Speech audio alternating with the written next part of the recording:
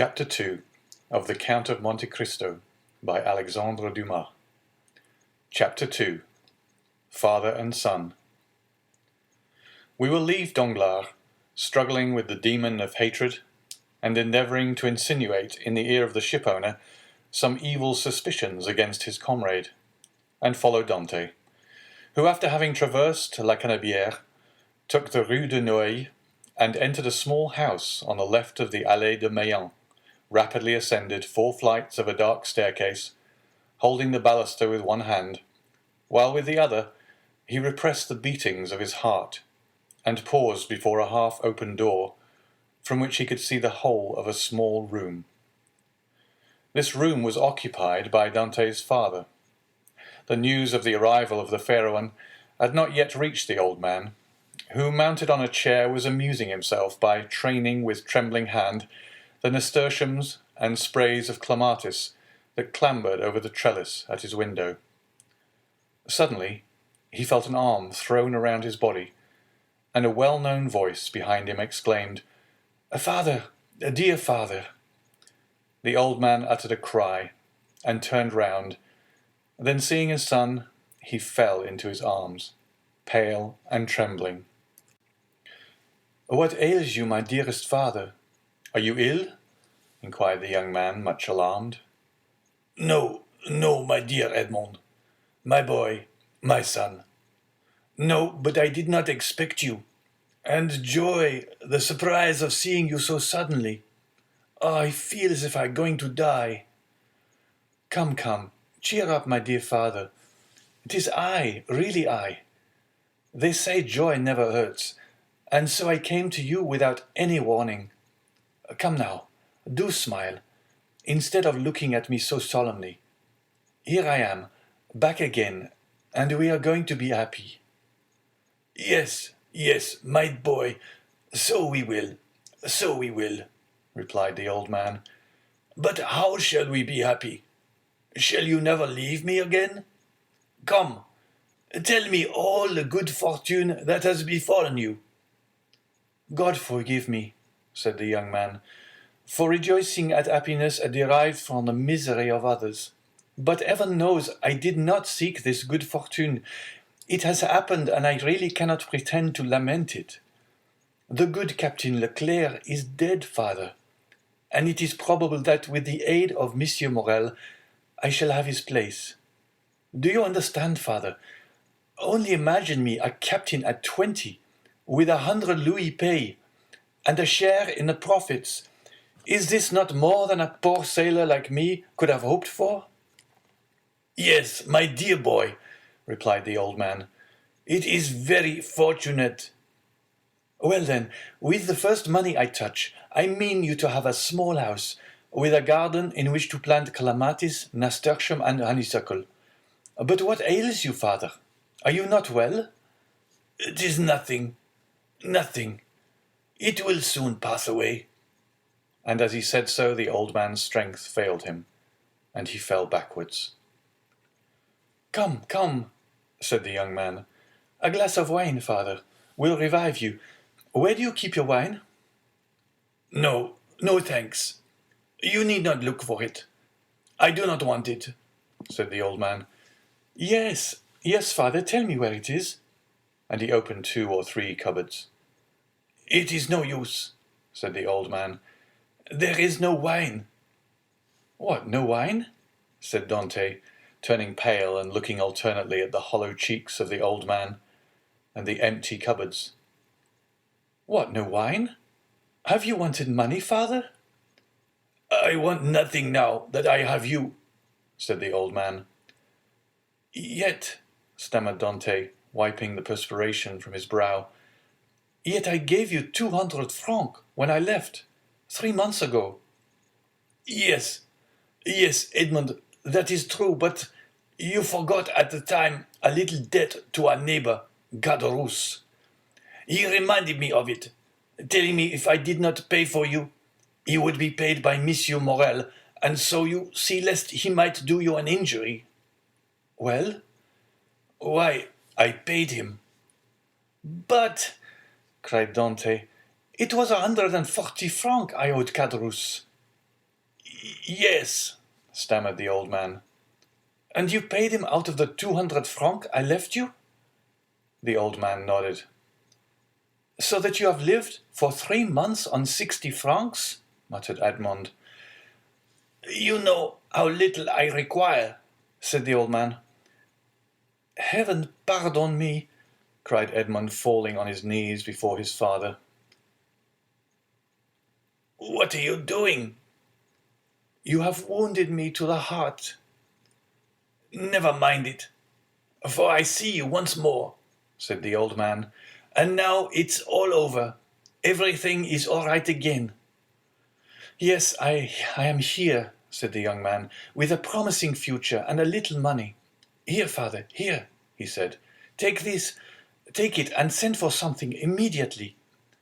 And he emptied his pockets on the table, the contents consisting of a dozen gold pieces, 5 or 6 5-franc pieces, and some smaller coin.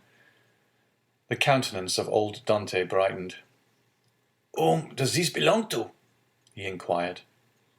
To me, to you, to us. Take it. Buy some provisions. Be happy. And tomorrow we shall have more. Gently, gently, said the old man with a smile. And by your leave, I will use your purse moderately, for they would say, if they saw me buy too many things at a time, that I had been obliged to await your return in order to be able to purchase them. Do as you please. But first of all, pray have a servant, father. I would not have you left alone so long. I have some smuggled coffee and most capital tobacco in a small chest in the hold, which you shall have tomorrow. But hush, here comes somebody. It is Caderousse, who has heard of your arrival, and no doubt comes to congratulate you on your fortunate return. Ah, lips that say one thing, while the heart thinks another, murmured Edmond. But never mind, he is a neighbour who has done us a service on a time, so he's welcome. As Edmond paused, the black and bearded head of Caderousse appeared at the door. He was a man of 25 or 6, and held a piece of cloth which, being a tailor, he was about to make into a coat lining. What is it, you, Edmond, back again? said he with a broad Marseillaise accent, and a grin that displayed his ivory white teeth. Yes, as you see, neighbour Caderousse, and ready to be agreeable to you in any and every way, replied Dante, but ill concealing his coldness under his cloak of civility. Thanks, but fortunately I do not want for anything, and it chances that at times there are others who have need of me. Dante made a gesture. I do not allude to you, my boy. No, I lent you money and you returned it. That's like good neighbours, and we are quits. We are never quits with those who oblige us, was Dante's reply. For when we do not owe them money, we owe them gratitude. What's the use of mentioning that? What is done is done. Let us talk of your happy return, my boy. I had gone on the quay to match a piece of mulberry cloth when I met a friend Danglars. You at Marseille? Yes, he says. I thought you were at Smyrna. I was, but now I am back again. And where is the dear boy, our little Edmond? Why, with his father, no doubt, replied Danglars. And so I came, added Caderousse, so fast as I could, to have the pleasure of shaking hands with a friend. Worthy Caderousse, said the old man. He is so much attached to us. Yes, to be sure I am. I love and esteem you, because honest folks are so rare. But it seems you have come back rich, my boy, continued the tailor, looking askance at the handful of gold and silver which Dante had thrown on the table. The young man remarked the greedy glance which shone in the dark eyes of his neighbour. "Eh," he said negligently, "this money is not mine. I was expressing to my father my fears that he had wanted many things in my absence, and to convince me, he emptied his purse on the table. Come, father," added Dante, "put this money back in your box, unless neighbour Caderousse wants anything, and in that case it is at his service." "No, no, my boy, no," said Caderousse. "I am not in any want. Thank God, my living is suited to my means. Keep your money. Keep it, I say. One never has too much. But at the same time, my boy, I am as much obliged by your offer as if I took advantage of it." "It was offered with good will," said Dante. "No doubt, my boy, no doubt. Well, you stand well with Monsieur Morrel, I hear. Are you insinuating dog you?" "Monsieur Morrel has always been exceedingly kind to me," replied Dante. "Then you were wrong to refuse to dine with him." "What? Did you refuse to dine with him?" said old Dante. "And did he invite you to dine?" "Yes, my father," replied Edmond, smiling at his father's astonishment at the excessive honor paid to his son.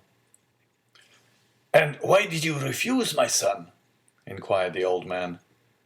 "That I might sooner see you again, my dear father," replied the young man. "I was most anxious to see you." "But it must have vexed Monsieur Morrel good, worthy man," said Caderousse. "And when you are looking forward to be captain, it was wrong to annoy the owner." "But I explained to him the cause of my refusal," replied Dante, "and I hope he fully understood it." "Yes, but to be captain one must do a little flattery to one's patrons." "I hope to be captain without that," said Dante. "So much the better, so much the better. Nothing will give greater pleasure to all your old friends, and I know one down there behind the San Nicolas citadel who will not be sorry to hear it." "Mercedes?" said the old man. "Yes, my dear father. And with your permission, now I have seen you, and know you are well, and have all you require, I will ask your consent to go and pay a visit to the Catalans." "Go, my dear boy," said the old Dante, "and heaven bless you in your wife, as it has blessed me in my son." "His wife?" said Caderousse. "Why, how fast you go on, Father Dante! She is not his wife yet, as it seems to me." "So, but according to all probability, she soon will be," replied Edmond.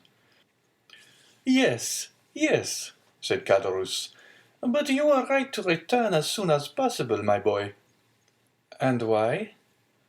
"Because Mercedes is a very fine girl, and fine girls never lack followers. She particularly has them by dozens." "Really?"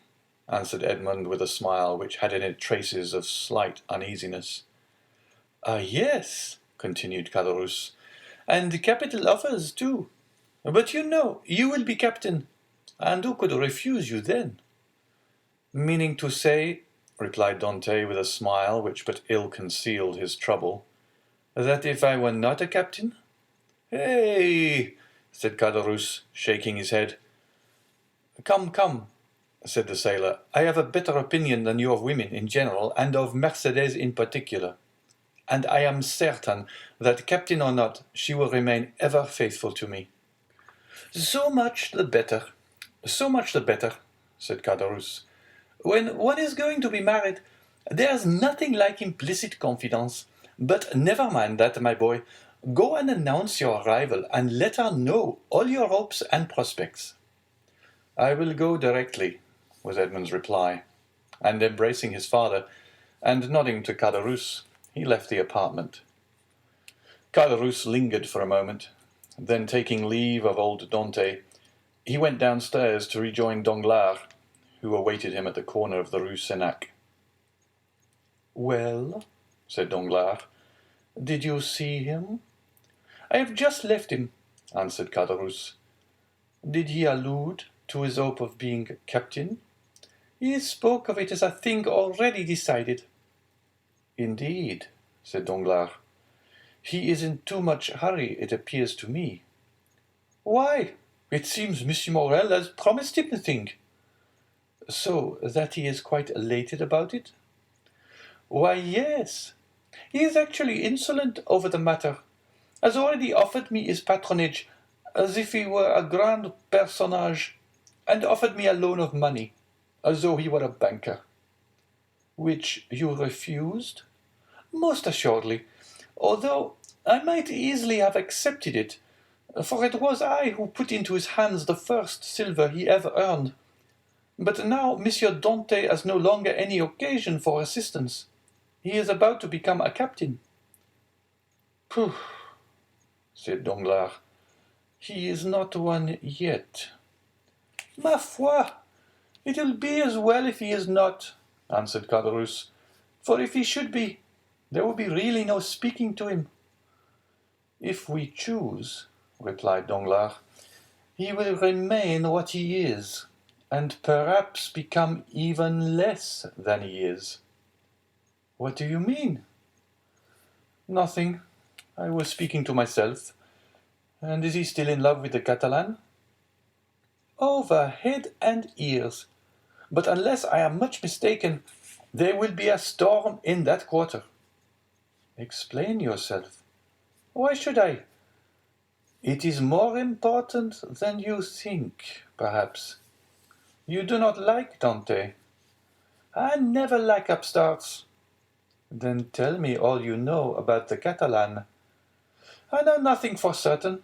Only I have seen things which induce me to believe, as I told you, that the future captain will find some annoyance in the vicinity of the Vieille Infirmiere. What have you seen? Come, tell me. Well, every time I see Mercedes come into the city, she has been accompanied by a tall, strapping, black-eyed Catalan, with a red complexion, brown skin, and fierce air, whom she calls cousin. Really? And you think this cousin pays her attentions? I only suppose so. What else can a strapping chap of 21 mean, with a fine wench of 17? And you say that Dante has gone to the Catalans? He went before I came down. Let us go the same way. We will stop at La Réserve, and we can drink a glass of La Malgue, whilst we wait for news. Come along, said Caderousse, but you pay the score. Of course, replied Danglars, and going quickly to the designated place, they called for a bottle of wine and 2 glasses. Père Pamphile had seen Dante pass not 10 minutes before, and assured that he was at the Catalans, they sat down under the budding foliage of the planes and sycamores, in the branches of which the birds were singing their welcome to one of the first days of spring. End of chapter 2.